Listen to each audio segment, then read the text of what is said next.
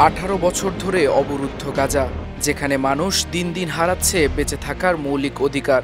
সমুদ্রের ঢেউ হয়তো মুক্তির গান শোনাতে পারে, কিন্তু সেই পথও অবরোধ করে রেখেছে ইসরায়েল। এই অবরুদ্ধ জনপদের পাশে দাঁড়াতে সমুদ্রপথে এগিয়ে এসেছিল মানবতার নৌবহর গ্লোবাল সুমুদ ফ্লোটিলা। বুধবার রাতে গাজামুখী এই শান্তিপূর্ণ ত্রাণবাহী নৌযানে ইসরায়েলি হামলার ঘটনা বিশ্বজুড়ে তীব্র প্রতিক্রিয়া সৃষ্টি করেছে।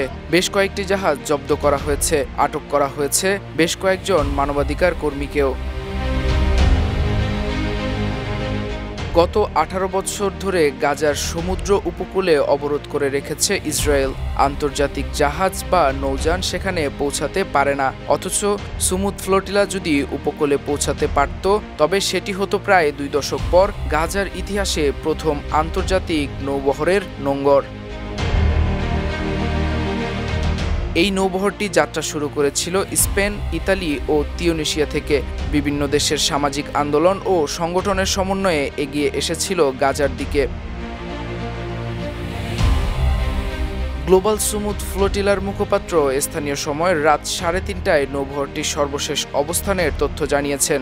সেই তথ্যে বলা হয়েছে, গাজা থেকে 85.19 কিলোমিটার দূরে আছে 30টি নৌযান। এরই মধ্যে ইতালি ঘোষণা করেছে, ফ্লোটিলা গাজার কাছাকাছি চলে আসায় তাদের পক্ষ থেকে আর কোনো নৌবাহিনীর সাপোর্ট দেওয়া সম্ভব হবে না। এই অভিযানে রয়েছে বাংলাদেশের একমাত্র প্রতিনিধি আলোকচিত্র শিল্পী Shahidul Alam.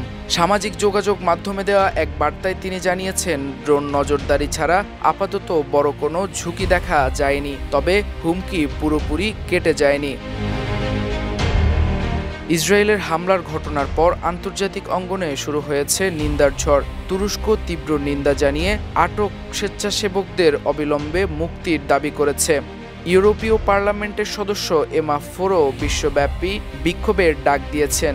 Milan, Turan, Genoa, Naples কিংবা পিসা সবখানের রাস্তায় নামে সাধারণ মানুষ। ট্রেন স্টেশন অবরোধ করে হাতে তুলে নেয় ফিলিস্তিনের পতাকা ও ব্যানার। ইসরায়েলের পররাষ্ট্র মন্ত্রণালয় সামাজিক যোগাযোগ মাধ্যম এক্সে এক বার্তায় জানায়, গ্লোবাল সুমুদ ফ্লোটিলার অন্তত 13টি নৌযান আটক করা হয়েছে। এসব নৌযানের যাত্রীদের নিরাপদে ইসরায়েলের বন্দরে নিয়ে যাওয়া হয়েছে বলেও দাবি করেছেন তারা। আন্তর্জাতিক পরিবেশ আন্দোলন কর্মী গ্রেটা থুনবার্গও ছিলেন ওই নৌবহরে। তাকে সহ কয়েকজনকে আটক করা হয়েছে। মানবতার ডাকে সাড়া দিয়ে সমুদ্র পাড়ি দেওয়া সেই শান্তির নৌযান আজ আটকে গেছে অপবিত্র শক্তির দেয়ালে। তবু থেমে নেই প্রতিবাদের ঢেউ। গাজার শিশুর অশ্রু, মায়ের হাহাকার আর অবরুদ্ধ মানুষের দীর্ঘশ্বাস আজ গুঞ্জরিত হচ্ছে পৃথিবীর প্রতিটি মহাদেশে। নাইমুল ইসলাম, বিপ্লবী বার্তা।